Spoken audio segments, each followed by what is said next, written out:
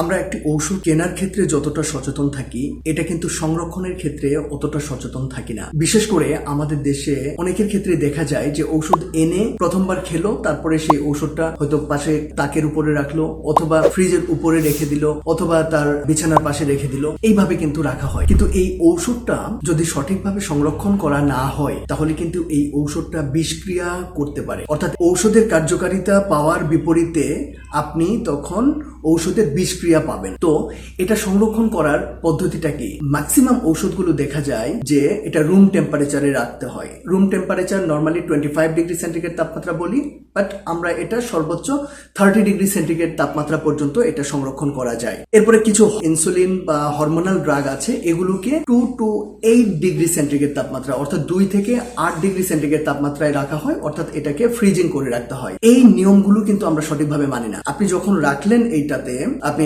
হয়তো তাকের উপরে রাখলেন, কিন্তু তাকের উপরে দেখলেন যে ওখানে একটা স্যাঁতস্যাঁতে একটা অবস্থা, এখানে হয়তো দেখা গেল যে ময়েশ্চার কন্টেন্ট অনেক বেশি, তখন কিন্তু ঔষধের গুণাগুণ নষ্ট হবে। আবার আপনি এমন এক জায়গায় রাখলেন সেখানে সূর্যের তাপ পড়ছে, সেই সূর্যের তাপের কারণে কিন্তু ঔষধের গুণাগুণ নষ্ট হয়ে যাবে এবং ঔষধটা বিষে পরিণত হয়ে যেতে পারে। আবার আপনি 30 ডিগ্রি সেন্টিগ্রেড তাপমাত্রা হয়তো মেনটেন করলেন না, সেই ঔষধটা ভেতরে থাকলো, বাইরে থেকে দেখতে মনে হচ্ছে ভালো আছে, কিন্তু ওটা খাওয়ার পরে এটা বিষক্রিয়া করে ফেলতে পারে। এই বিষয়গুলো বিবেচনা করে আমাদের ঔষধ সংরক্ষণের ক্ষেত্রে অবশ্যই আমাদেরকে সচেতন হতে হবে এবং আমাদেরকে প্রপারলি প্রিজার্ভেশন সিস্টেমটাকে মেনটেন করতে হবে। এখানে আমরা ময়েশ্চার কন্টেন্টটা মেনটেন করব, লাইট যাতে না আসে, বিশেষ করে সানলাইট গুলো না পড়তে পারে, এবং এটা যাতে 30 ডিগ্রি সেন্টিগ্রেড তাপমাত্রার মাঝেই থাকে।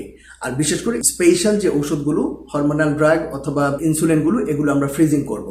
আদারওয়াইজ ঔষধের সঠিক যেই ক্রিয়া বা ঔষধের কার্যকারিতা আমরা পাবো না। তো আমরা এই ব্যাপারে সবাই সচেতন হব।